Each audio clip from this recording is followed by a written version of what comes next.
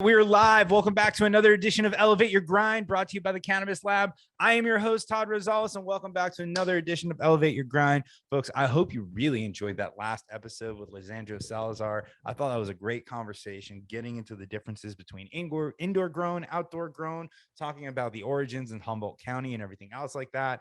Really a fun conversation. I love doing things like that.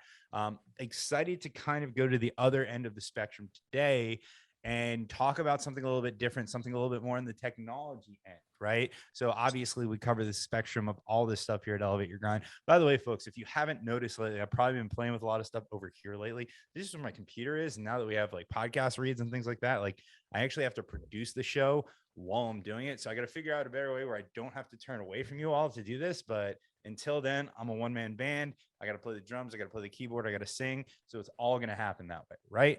All right, folks. I just want to let you know today's episode is brought to you by Contempo Specialty Packaging. Now, all of a sudden today, they came up to me and I found out, boom, I had an actual Contempo Specialty package at my door. Beautiful. I love it. So now I've seen their packaging firsthand. It's in my hands, but you guys know how I feel about packaging in this industry. It is terrible. It is bad. People usually use the cheapest crap that they can find. When you look at pre-rolls, it is a terrible pack. You know, for me, I love seeing a nice pre-roll pack that you'd want to keep and everything else. I think packaging in this industry could be so much better. That is where Contempo Specialty Packaging comes in. They have packaging made from 100% hemp. And that's right, folks, we're finally wrapping cannabis in cannabis. Contempo comes from 40 years of packaging background, servicing the top brands in the world of fashion, has over 4 years of cannabis packaging experience. You can tell they come from the fashion world because look at this. This is a beautiful HR. Look at how nice that is. Even my wife came over. She's not a cannabis person. She came over. She's like, ooh, that one is nice. So this is the kind of stuff you can tell that they come from the world of high fashion. They work with many of the largest cannabis operators in the industry, and they're 100% hemp packaging, which is this one right here, I believe. Sorry, never took these rubber bands off, but you can see the 100% hemp packaging. This is made from 100% hemp. Hey, let's screenshot that one for the commercial, right? It's just one of their beautiful offerings. We've got eighth jars. We've got edibles containers. We've got, these are vape cart packages. Also could be nice for a nice single gram joint right there. We've got pre-roll cases. You hear these folks. These are made of metal. This is something that you are going to want to use over and over again. Once you buy it, you're going to want to continue to use it and make sure that you keep it. It's pretty much a keepsake item. So with that being said, folks, please visit their website at contempopackaging.com to check out all of their beautiful offering. It is all child resistant. Some of it is made from 100% hemp, and otherwise they have these beautiful tin options and everything else. Like I said, it's in my hands. I'm showing it to you. This is some of the nicest packaging I've seen since I've been in the industry. So head to contempopackaging.com and tell them that I sent you. All right, folks. So I talked about our last guest, Lisandro, and we're going to go to the other opposite end of the spectrum today. So today we're going to go to a piece of the industry that needs to be updated because this is the part of the industry that didn't exist in the black market, and that's technology, right? 2 years ago, when I lost my first job in the cannabis space, had the amazing idea of being what's called a technology reseller in the cannabis space. And technology reseller works with companies like the one that my guest works for today, as a reseller, kind of a single pane of glass to connect all these companies together and put together an enterprise solution for the company. Our industry was not ready for that yet. Not ready for that. Technology was not a friend to them, but now we have a lot of really sophisticated pieces of technologies. I can see them being ready, but something like this is literally the backbone. All right, I just made a pun I didn't even intend to. The backbone of the industry. So before I make any other terrible puns or jokes, please welcome Erika Tingey, the head of product for, ironically, Backbone. Erika, well, clearly I understand where you guys got the name from. Yes. You just made our advertising slogan for us. Yeah, I'm going to have to send a bill for a podcast read there for an extra for the additional humor. But Erika, thank you so much for joining me here. It's great to talk to you guys. And like I said, we talked to everybody from growers to people on the technology side. So how long have you been in the cannabis space now? Just give us a quick overview of who you are and what you're doing at Backbone. Sure. And thanks a lot for having me today, Todd. And I was really happy to hear you talk to Lisandro. He's actually one of our customers and he's really knowledgeable. Yeah, I see. That's my problem is when I have these super smart people on the show, it's like, oh my God, like I'm probably not the person qualified to talk to them, but I'm sure going to try. Yeah, he's been really helpful for us as well. Very good. So I've been in cannabis since I started working at Backbone, which was in January of 2019. I was pretty new to it at that point. My background is mainly in financial software. I started off as a software engineer working on QuickBooks for desktop. And then I sort of bounced around Silicon Valley working at various companies, and I ended up back on QuickBooks, working on QuickBooks Online for a little while. And then I went to Sage Intacct, which is financial and ERP software for the mid-tier enterprise space. Very cool. So for those of you who don't know, and if you don't, you've been living under a rock, QuickBooks is literally the only software that comes to mind when it's accounting for businesses under a certain size. Now, when you get up to a certain size, you might start looking at Oracle and everything else, but everybody comes from QuickBooks. Everybody uses QuickBooks. When you're a startup, where do you go? When you're personal, where do you go? You go to QuickBooks. So I can tell you one of the things that I used to do is I sold a crap ton of Office 365. We would move people to the cloud and they'd ask us about our accounting, what we can do for accounting. We go, call up Intuit and tell me you want QuickBooks Online, because that's how you're going to move your accounting package to the cloud.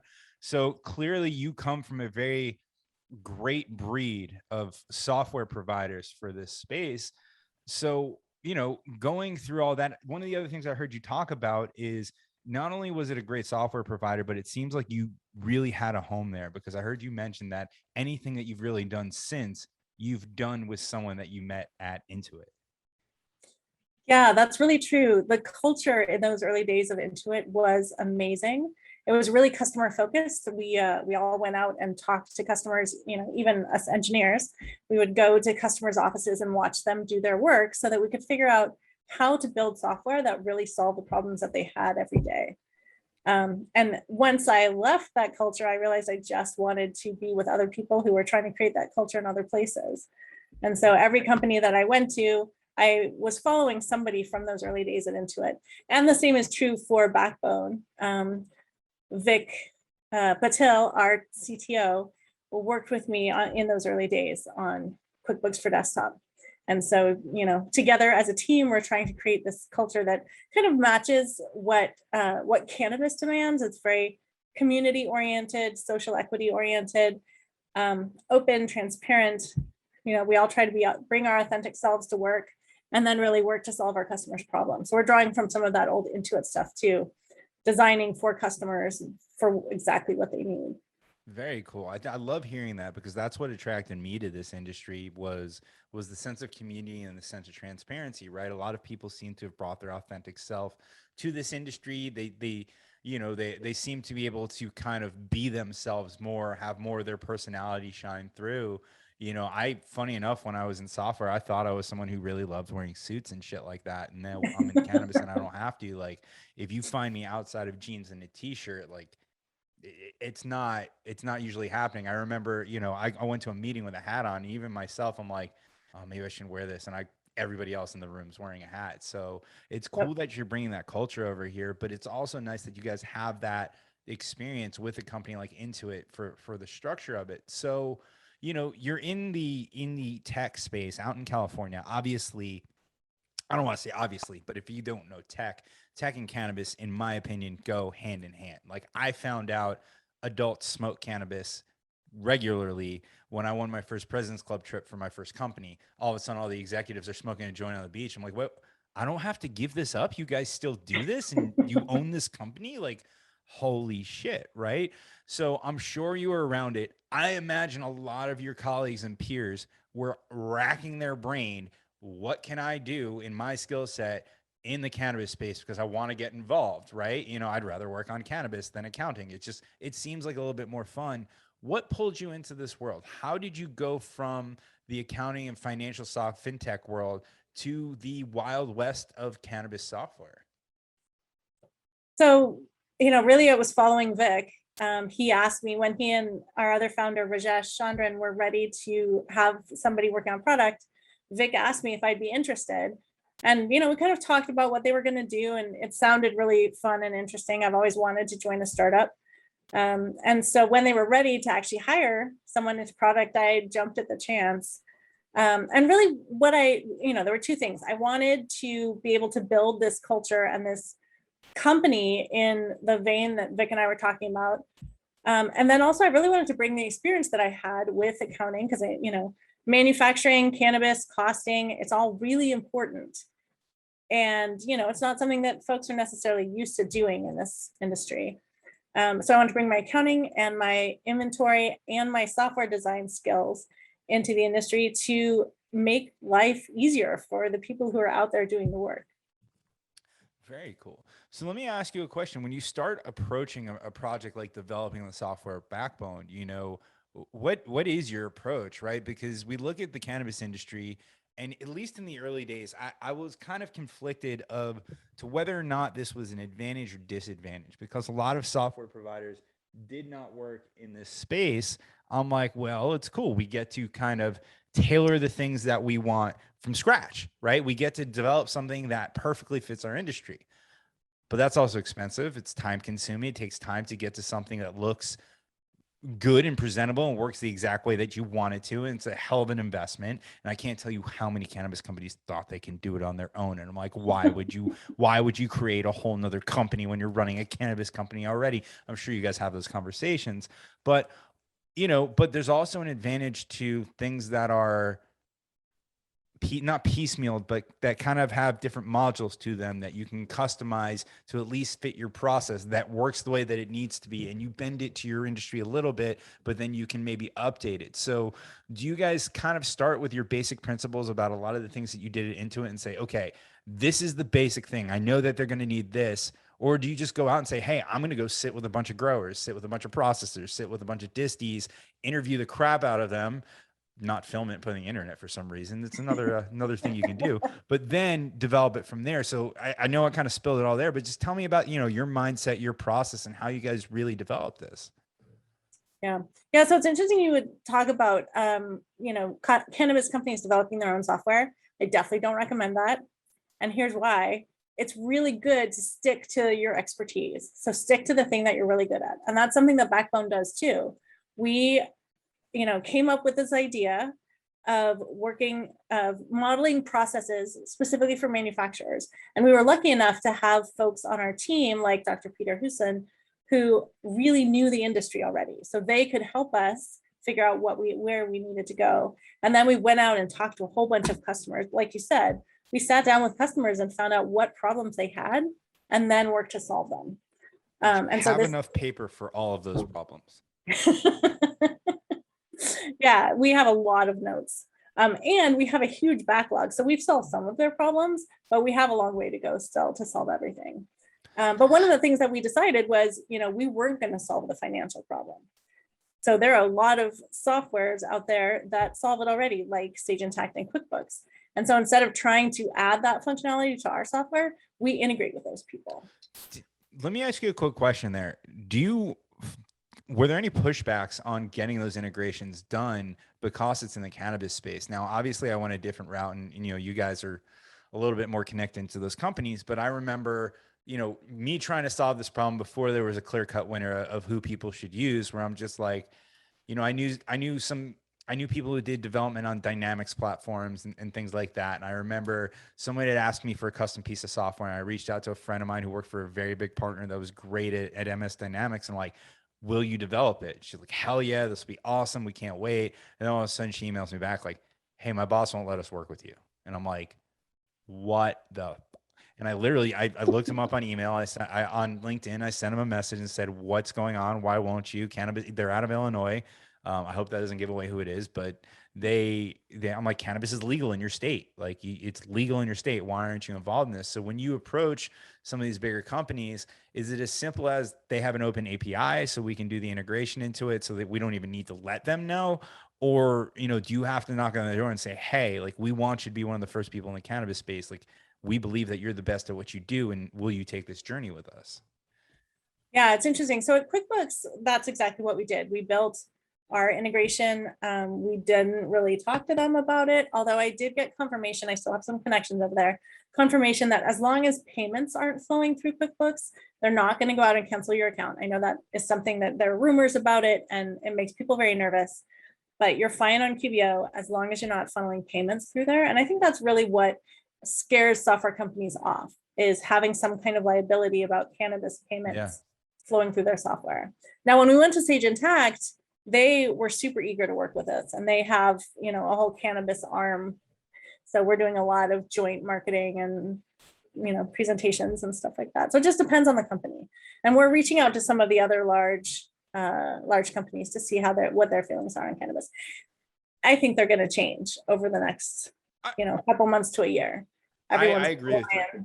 When I was doing the software work, it was very much pre-pandemic, and I, pandemic was horrible. There's no way around it. But one of the things that it did from a positive light is I think it put a huge spotlight on this industry. And I think it truly opened up the conversation about changing the stigma around this industry. The stigma is still very much there, still very much wide, but just certain events started to unfold that changed the national narrative. A lot of people were stuck at home. They started saying, hey, I'm stuck at home. I'm smoking it. It's helping with my anxiety. We saw a lot about it from a nutraceutical standpoint. More recently with the Olympics and Sha'Carri Richardson igniting the conversation around cannabis and athletics. Again, you saw Ricky Williams all over the news again. The guy left in 2004.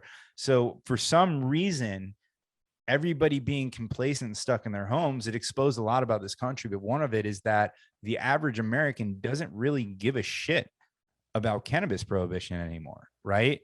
So to that point, I feel like a lot of businesses that were, should we, shouldn't we? And you can tell me if I'm wrong, we're like, you know what? We should absolutely do this, because now, we're doing something that's going to, and there's so many reasons why we should legalize it. But, now they see the opportunity. It's like, hey, we thought that, because everybody does, you don't bring it up. Everyone thinks that more people are opposed to it than they are. And then, I have a joke, at least amongst the internal team in Heisman, is I'm more shocked when I find out that someone doesn't smoke weed at this point. And when I say, like, they don't have to be a regular consumer, but like when someone's like, oh yeah, I never touch this stuff. I'm like, never, okay. But it's true. And maybe it's because I'm in the industry. So not that there's anything wrong with that, but it's just, the more and more I grow up, that's what I see. So going back to my point, do you see a lot of the folks that you work with and partner with, you're co-marketing with, that may have been opposed to before, with this now narrative change where they're a lot more open to it? Yeah, we're definitely seeing some changes. We're talking to a couple of other large companies. We still feel like there are things about cannabis that are a little bit different. So certain kinds of software, we really need to be, compliant and working with all the track and trace systems. But there are some generic things that really are going to be helpful. Things like, I don't know if I want to drop any names, but, market channel consolidators and other software that really helps people sell, helps people get their product out there, make connections, marketplaces, and that kind of thing. Yeah. I think it's coming. It's been super interesting in this industry, because everything that you've done, no matter where you are in the industry, you've had to think out of the box, and you've had to sometimes go to truly old school tactics, whether it's from a sales standpoint, a marketing standpoint, or a technology standpoint, right? It's just what we've had to do, because people don't participate in this industry. Whereas if you went into any other industry, you would have so many technological advances at your fingertips where you could create a business with a skeleton team, with the use of automated software and everything else. Hopefully you guys can't hear that phone ringing. Let's decline that. It's the fun of this show, the rawness of it. But, I didn't. You've had to go old school. But when I go back and I look at, so I'm on the Backbone website here, and that's why I'm looking over in this direction. To me, this doesn't even seem like, oh, hey, we finally created something that you guys have wanted for a while. This seems like a new technology that would be an advantage in any industry, because I look at it and it looks like you literally give costs all the way along the supply chain. It's just like, and I don't mean to oversimplify this, like the greatest Excel spreadsheet you've ever had laid out in a way that an idiot can understand it. Yep. Yeah. Actually, this is not unique to cannabis, but many of our customers are using spreadsheets for things that, it just makes it harder. You have all this data in one place and you can't get to it. You can't report on it. There's no kind of consolidation. And I also don't want to oversimplify Backbone, because we're not a glorified spreadsheet, but having data in a database gives you so much flexibility. Mm-hmm. And the thing that is cool and different about Backbone is we customize to our customers' processes. So when you go in to look at it, you see your process end to end, and you see all your materials there, all your items, inventory on hand, and like you said, track costs, including things like labor and packaging materials and, cultivation tax, all the things that cultivation tax is only in California, by the way. All the things that are hard to track, but that really help you get to a clear financial picture of where you stand. Because if you don't understand your costs and you only understand your revenue, you don't really know if your business is successful or not. Yeah. And I think, in this industry, especially, there's a lot of hidden or unthought of costs that Backbone will help discover because of all the different taxes and all the different steps along the way. And there's so many little costs along the cannabis supply chain, whether it's, the labor to pick and pack it, if it's, the trimmers that are doing it, if it's the processing time, if it's how many units you're getting tested, is it a new strain, is it an existing strain, and everything else that I think it's easy to just lose track. And I think it's super easy to lose track in a spreadsheet. And, it's funny, you say glorified spreadsheet, and at the end of the day, like, databases are great, but a database is a database. It's how do you portray that data to the end user? And that's where I think you've truly differentiated yourself, because people that are data people, they can read databases, they can read spreadsheets. That's what they know how to do. When you have an idiot salesperson like me, or, an executive or someone who is not we're numbers people, we're not data people, but someone who can't go through and figure out by reading a table, if you present it to them in a logical way, that makes all the world of difference. So for someone like me, when I'm going out and seeing what our numbers are, what our sales are, what our costs are, where I can increase profit margins, if there's partners that I need to replace along the supply chain because their costs are just too high to sustain my product, it looks to me like I could whip out a device, no matter what that is, and easily at a glance see that. And for someone who does what I do for a living now, like, that's very appealing. The unfortunate part is I think I might obsess over it. Yeah, you really hit the nail on the head. One of the other important things is you can have a database, but if the data that's in it isn't good, it doesn't matter. And so one of the other things that Backbone does is we make it really easy to enter the data and to automate entering the data, to gather all the kinds of things that you need to know when you're doing something like trimming, like how many units did this trimmer do per hour? What was the temperature of my extraction machine as it was using, CO2 to extract, or, all the different things. You can gather all that information into one place. And since it's automated, that it doesn't, there aren't accuracy errors. Very cool. Question on that. So you have all these amazing inputs, right? How do we take the number one thing that ruins software or anything else is human error, right? We're the worst part of the entire software process. How are you guys getting all these inputs? Is it kind of like an IoT solution? Do you have sensors on different things? And IoT, for those of you who don't know, is Internet of Things. Sorry. In the IT world, they, just like any business, they love their acronyms, but Internet of Things, meaning it's kind of all connected via the internet and feeds into the database. Is that how you guys are getting a lot of these inputs? I'm sure some of them have to be manual, but yeah, some of them are definitely manual, but we use an IoT box to hook things into, like a scale. So when you're receiving biomass, you can weigh it on the scale and have Backbone automatically read in that number. And so that, you're not going to miskey it and add a decimal place where it doesn't belong. So scales, temperature controls, flow meters, scanners, all kinds of things that really help with accuracy. I don't know if you guys are familiar with metric tags. It's ridiculously long set of numbers. Nobody can read those. And so being able to scan those is really important.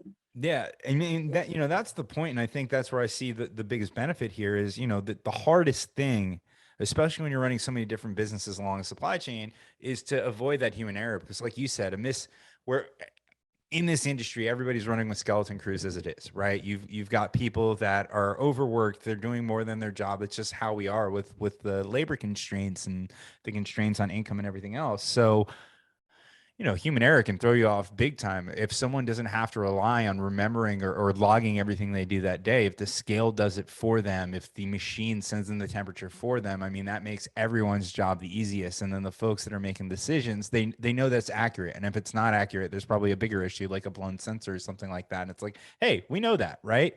So I know I keep going down the software, but, you know, obviously you guys have been doing this for a little bit. Where was the start? Where was like, okay, we need to solve this need? Because I see, in my opinion, I feel like that's where the best software companies come from. They start with a niche or a traditional need. They do it really well. And then they're like, hey, this complements it. And we're pretty good at that too. Let's add that, and then they grab their friend from Intuit for another piece of it too, or something along those lines. But kind of tell me about the evolution of the product. Yeah, so we started, Vic and Rajesh went out and talked to a bunch of customers and realized that the manufacturing space in cannabis was really being underserved. And they had a lot of complex problems that we could help solve. So they built sort of the foundation of this process line. You can kind of see an image of it on the website, where it's different blocks that show here's the stage of processing that I'm doing, and it shows inventory there as well. Once we had that foundation and we made it customizable, we realized that we really could model anything. So if you wanted to make a tuna fish sandwich, you could model that in Backbone. Interesting.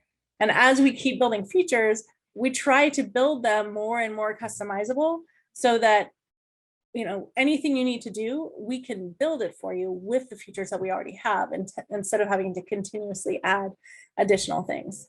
So realistically, no matter what kind of product that you're putting out into the cannabis space, essentially if they know what the raw materials are and what everything's supposed to be, that's a module that you can easily add for them. So, if they're doing edibles whether they're regular edibles with canna butter or live rosin, or if they're doing vape cartridges or concentrates, or if someone comes, when we have the water soluble powder, or if someone just comes out with something new, but they're like, listen, it's distillate, dark chocolate, and Brazil nuts, and that's what we put into it, right? You guys can probably figure out how to manage that for them. For sure. And one of the things that's really important is managing it across the whole process, so that you can monitor what's happening. You don't want to go from raw materials straight to finished goods, because a lot of stuff is happening in the middle there. And you want to be able to see where are there blockages, where can you be more efficient, and what's causing problems with your production line. Very cool. I'm curious to know the stage of the companies that you work with, right? Because obviously startups, they've got to be lean and mean.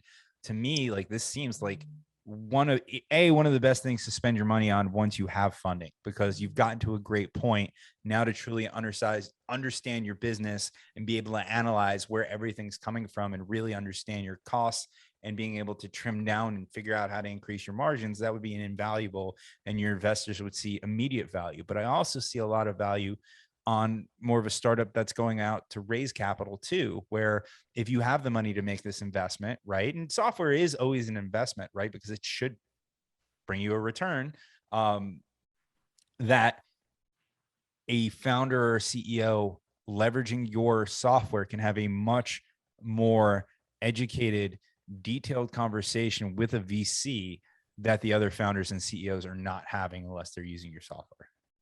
Yeah, actually having all that data at your fingertips, all that data about what you're building and how much it's costing you, is really helpful when you're trying to raise money.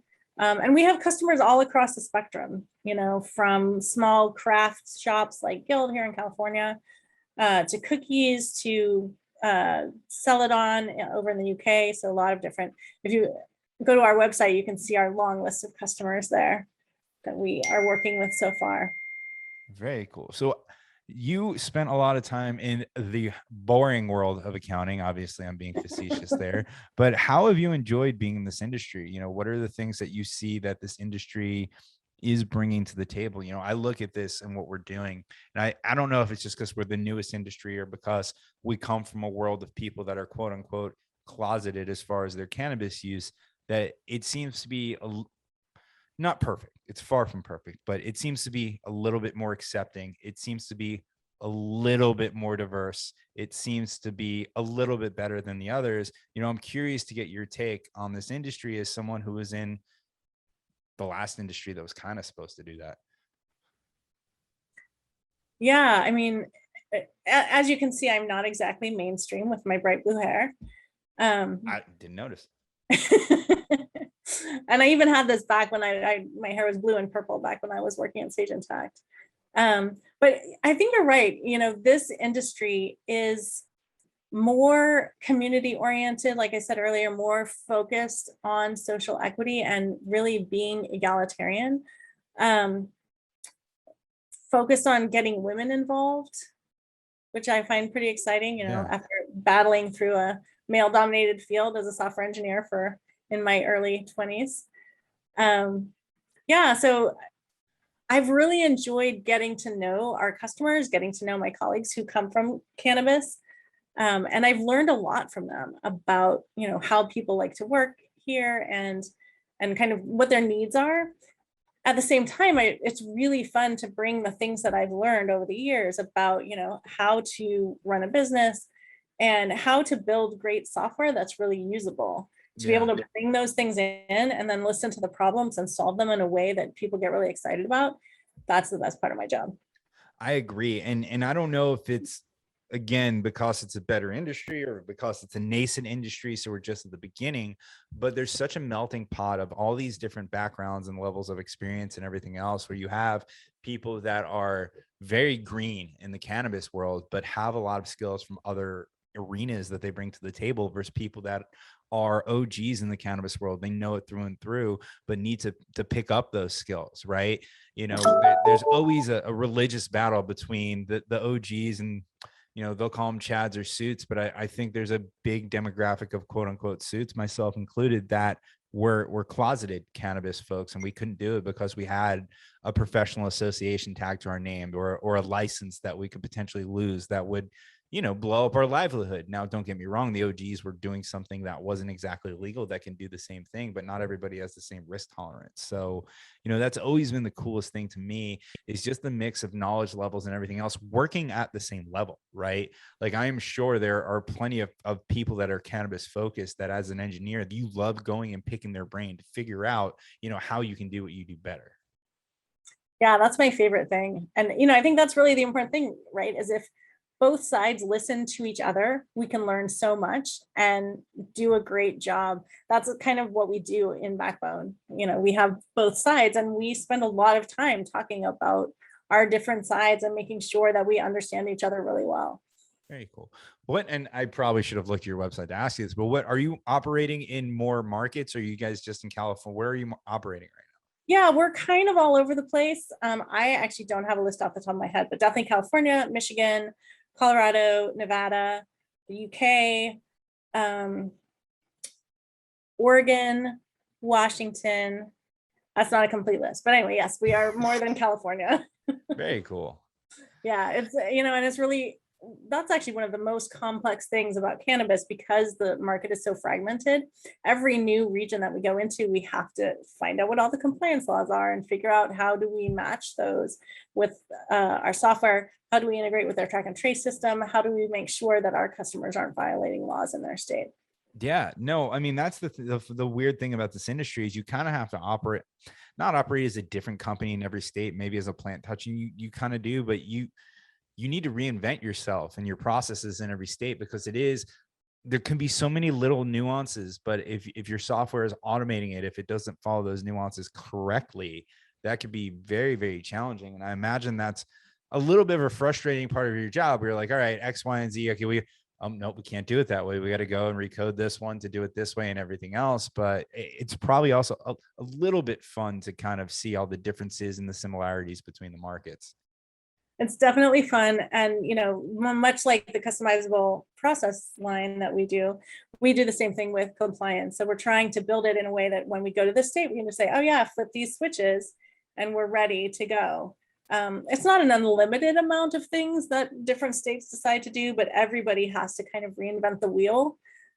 It's not really clear to me why that's true, because, some states have been doing it for quite a while, like Colorado, and seem to have done a pretty good job, but every state wants to do their own thing.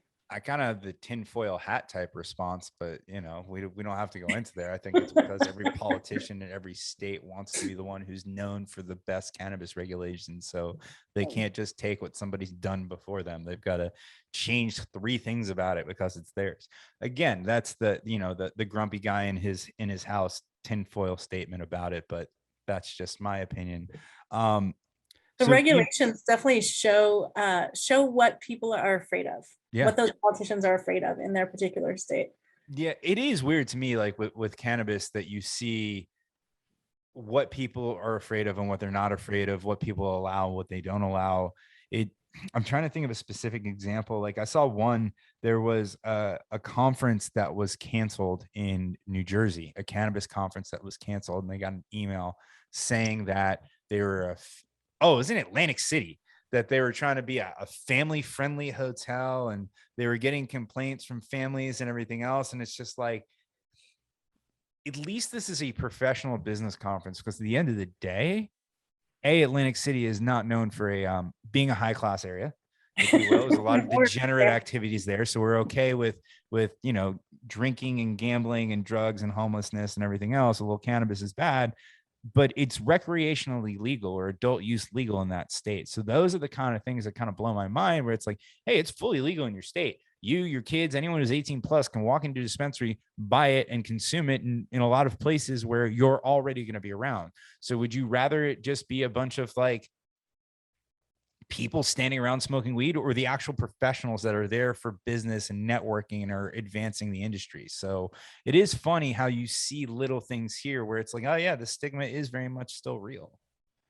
Yeah, we lose sight of it a little bit being so involved. Yeah, no, we definitely do. So let me ask you a question. You guys have put a very good product together. I'm sure a lot of research, a lot of work has gone behind it. Where do you go from here? How do you keep pushing it forward? How do you keep finding new ways to innovate? How do you make sure you're on top of all of the changes that are happening across so many different markets all the time? We have so many plans. So basically, I have a backlog of things that we want to build that's going to keep us busy for the next 5 years. And it might change, in a year, we might be building something different from what I think we're going to be building next. But right now, we're really focused on things like, financial integrations, production planning, supply chain management. So, like you were talking about before, keeping track of who your supply chain is, how efficient they are, where are their problems, so that you can easily make changes to your supply chain to have the most efficient lead into your finished goods that you can. So all of those things are on my list, and then I'm sure other things are going to come up in the near future. It's got to be a list that rotates very often with all the changing things in the industry. For every quarter. And the other thing that we really focus on, you might be able to tell from our website, is doing an innovative UI. So something that a user interface, so the things that people actually interact with on the product, showing things in a different way. So it's not a product of just a bunch of tables where you just have to look at your list of data, but actually showing things visually, making it easy to understand what's there and what needs to change. To me, because I'm an end user, that's the most important thing that a piece of software can have. Like, don't get me wrong, it has to have a minimum standard for operating, but it's all about the UI and UX, whatever you want to call it, about how the user interacts with it and how it's presented to them. I remember working for a software company that was doing development, and the first iteration of the software came out. I'm like, did you build this on like MySpace or some shit? This is terrible, right? And to me, they're like, but it does this and this and this. I go, yeah, but it looks like shit. Like, you can only sell that for so long. Right. Yeah. And there's this version of software that I call 1998, where it's just a bunch of boxes and it's very flat, and it's impossible to find anything. So you have all the information there that you need, but how the heck do you use it? Yeah. So we're trying to stay away from that. No, and I mean, that's smart. That, to me, again, that's what differentiates a great software company from a good software company, is how much do we have to educate the end user to understand this? The less that you have to do this, the easier it is about adoption, right? And that's what people don't realize with software. You could have the greatest piece of software in the world. If people don't adopt it, it doesn't matter, right? It has to be adopted. There's a line, I only get to use this with people in the tech world, but there was an old like TBS movie, I think it was called Pirates of Silicon Valley. It was a story of Steve Jobs and Bill Gates and Apple versus Microsoft. I remember at one point, Steve's talking to Bill Gates about, how much better their stuff is. And, Bill Gates is walking around and Steve Jobs goes, our stuff's better. And Bill Gates turns around and goes, doesn't matter. right? And it's true because Microsoft was doing better at the time, even though Apple technically had a better product. So, it's interesting. And I don't know how much you put behind that, but I imagine that's very true. It really can go either way. And I'm a little bit biased coming from QuickBooks, because in those early days of QuickBooks, a lot of people came after us, including Microsoft, with Microsoft Money. And nobody ever succeeded. Yeah. QuickBooks just was a better product, and it had penetrated the market. And so people used it. And that's still true today with their new products. To me, it's synonymous with accounting, QuickBooks. Right, exactly. And so, I think, yes, you can definitely blow it and not become the most used product. But it does matter. Making it easy, making it visual matters, especially in cannabis. Very cool. Because you have a lot of people who aren't tech people. I have to tell you my UI joke. Go for it.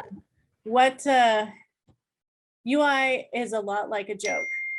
If you have to explain it, it's not very good. That is one of the truest statements I've ever heard. That's really cool. So going back real quick to your product roadmap, I'm curious to know this, right? Every quarter, it seems there's an article that threatens federal legalization. Obviously we have to be able to pivot in this industry very quickly. There's a lot of things that change. Do you guys have like an alternate whiteboard over to the right a little bit where it's like, if federal legalization happens, we're doing this, but we can't do any of it until that happens. But like the day that happens, this whiteboard gets slid in front of the other one. Definitely. This actually goes back to the customization stuff that I was telling you about. Depending on how things roll out for federal legalization is going to dictate what we actually do. But we're trying to make our data flexible enough so that when we have to report to a different entity or we have to do something slightly different, it won't be too hard to actually make that happen. I think the hardest thing is going to be for MSOs to consolidate all their operations and balancing across. And Backbone is set up to help them do that because we roll up data from multiple facilities into one place, so you can see what's happening across your whole production. So I think legalization is definitely coming. I think it's probably a little bit further out than we thought for a while, but we're ready. Yeah. Well, I mean, I remember Jason Wild said it, they can pay us now or they can pay us more later. And I kind of like the more later at this point. I mean, we all have our states. We all seem to be doing it. I would love federal legalization. I'd also love to just see decriminalization or state legalization across the board. I'm one of those people, and this is where we're going to get away from what we both do for a living and into my opinion or your opinion.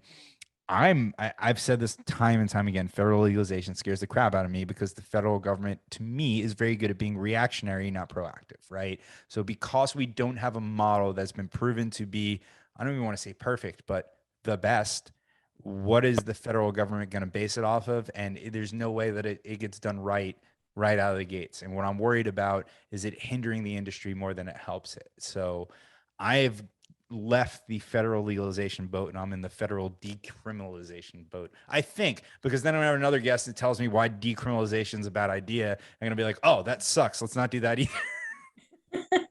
Yeah, I'm a big fan of decriminalization right now. The war on drugs was dumb. And, but federal legalization, it's causing so many problems right now, especially with financials, getting payments and moving money around. I feel like it's the right thing to do. Yeah. To legalize it across the board. The way that we can really help is by getting involved in some policy setting, because you're totally right. The agencies that are out there who want to control cannabis control other things right now, and it doesn't translate directly. Talk to anybody in the liquor business. I mean, someone gave me an example of like, if you have, if your business is in Florida and, in Jacksonville and you want to sell an hour up the street to someone in Georgia, you've got to go through like 3 or 4 different agencies just to do that. And as long as, prohibition on booze ended in like the 30s, I think. Yeah. And pharmaceuticals too, figuring out how to track something that's so both volatile and, process oriented, it's not the same as tracking a bunch of OxyContin pills. No. Well, it's interesting. Like, I have such a hard time defining cannabis, at least the industry and everything else. I feel like, cannabis almost needs to be regulated like a commodity, and then each of the different sub industries within cannabis gets regulated a different way, whether it's, CBD or other minor cannabinoids, and then THC for quote unquote adult use, and then THC for medical use, Yeah. THC maybe down the road for therapeutic use. I don't know. Industrial hemp is obviously another piece of this industry. So, it's even when they talk about the cannabis industry as a whole, there's so many different sub industries within it. Like, that's why I just don't trust the federal government at this point taking it over, especially you're not seeing any kind of federal research on not even just cannabis itself, on the processes and the regulations and all that, right? So that's just where I am. And I don't mean to like bash the government this whole time. It's just, listen, the people in the industry are much better at doing it than the people that are watching from the outside. Yeah. So that's why we need to be involved in helping to set policy. And I know there are a lot of folks out there who are lobbying and trying to make sure that the people making the rules understand the industry. Very cool. Well, before I get either of us in too much trouble for all these opinions here, we've talked a lot about your background getting into this, the software. I'm a software nerd. So like, I really, even just the supply chain that you guys have on your website, that you can see all the little icons as you scroll down. I'm like, man, that's even a cool presentation there. What excites you about the rest of this year and going into 2022, about some of the projects that you're working on that you are able to share? I know some of those might be secret, but what are some of the exciting things that you have coming up? Well, we're launching our integration with Sage Intacct. We're also planning to do some more integrations with retail software. So things like LeafLink and Swede. Very cool. And then the other thing that we're really focused on, which I'm super excited about, is our production planning. Being able to understand end to end, how do I get to this finished product, model each step along the way, and help do future planning. So, in 6 months, I'm going to need this much of this kind of finished good.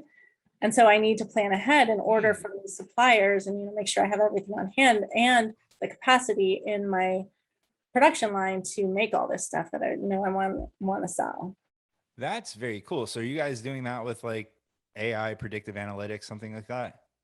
At the moment, it's actually going to be pretty simple. Just, It's like here's the formula-based? thing I need to make and what do I need to make it?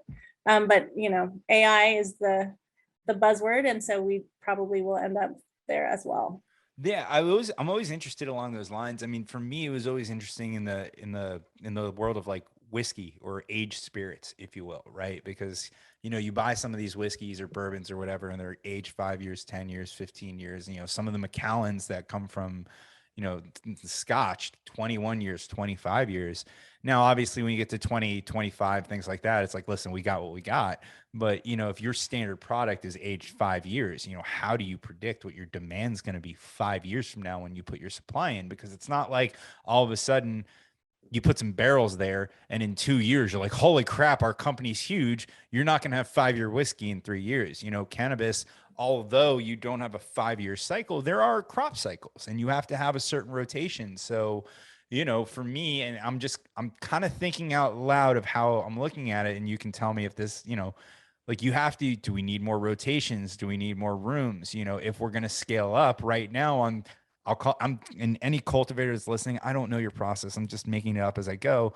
But, hey, we've got 3 or 4 rotations going and that gives us X amount of pounds a month. But if we're going to be in Y amount of stores, then we need Z amount of rotations going. So is that kind of the stuff that you guys are either doing or working towards right now? Yeah, that's exactly right. So knowing that you're going to have the right amount of harvest material at the right time, that's really important. Although this is one of my favorite topics right now. We don't know what's going to happen. This last year has taught us that things are really unpredictable. Yeah. And, the ship gets stuck in the canal and there's a pandemic. And so everybody's consumption goes way up. We just don't know what's going to happen over the next few years. Yeah. And so predicting, 6 months to a year out, you can be relatively confident. Actually, I won't even say that. You can't be confident about anything. Yeah, no, I mean, the thing is, when you're using that kind of stuff, like you need historical data to base it off of. And there really isn't just there's not enough historical data without a pandemic in it for sure. And there's really just not a ton of historical data. So let's think about it. So cannabis was truly adult use legalized in California in 2018, in Colorado in 2015. So realistically, you've got 4.5. If you looked at Colorado alone, you got 4.5 years of historical data with a pandemic involved, also being the first state. So it a lot of tourists and everything else. I mean, the amount of variables that I'm feeling they're really nerdy here, but the amount of variables that go into this, there's just I feel like it's so hard to find trends with how the market has shaken up. Yeah, and that's the thing about machine learning is the computer can find patterns that humans just can't find. And so that's what's really exciting about applying that technology to this kind of data. Very cool. Well, listen, this has been a really interesting conversation. I'm a big fan of what you guys are doing. I think you come from the right pedigree of people that should be doing it. There's not too many pieces of software that are synonymous with what they do. You basically have like, you guys are the Microsoft Office of accounting, right? And clearly Microsoft couldn't dethrone you. So, or you were, and I'm sure Backbone is going to be the de facto software of this industry too, as we made the joke earlier, the accidental pun, the backbone of the industry. So, Okay. it has been great talking to you. I would love to get to know more and have you guys back as you're evolving the software and everything else. But before I let you go, anything we might have missed, and let's get the promotions out there where we can find you and everything else. Yeah, I mean, I think we covered a lot. The industry is in flux as usual, and Backbone's there to kind of grow and change as needed. If you want to find us, our website is www.backboneiq.com. Go check us out, and you can find all the links you need to find out more about us. Awesome. Well, Erika, thank you so much for sitting with me today.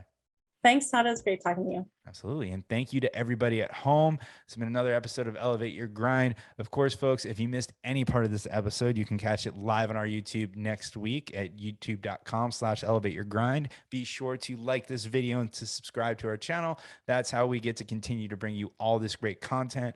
We're going to have a lot of episodes next week. We're going to do 3 next week, 3 the week after. Inside Baseball Secret. We're recording all 6 next week. So by the last 2, if I look exhausted, that's why. Again, folks, I promise you we're going to try to get on more of a little bit of a regular schedule. I've got a young kid. I've got a new job. It's very hard for me, but I will do my best to make sure that we can tell you where to find your episodes and see them. We're done for the week, folks. This has been great. I'm really excited for the episodes that are coming down the pipe for you. I'm as excited for this episode. I love talking to people in the software industry. I hope you learned something. And again, if you missed the episode, you can see it on Monday on our YouTube channel. They get posted around 10 a.m. Until then, folks, make sure you tune in. We'll see you next time.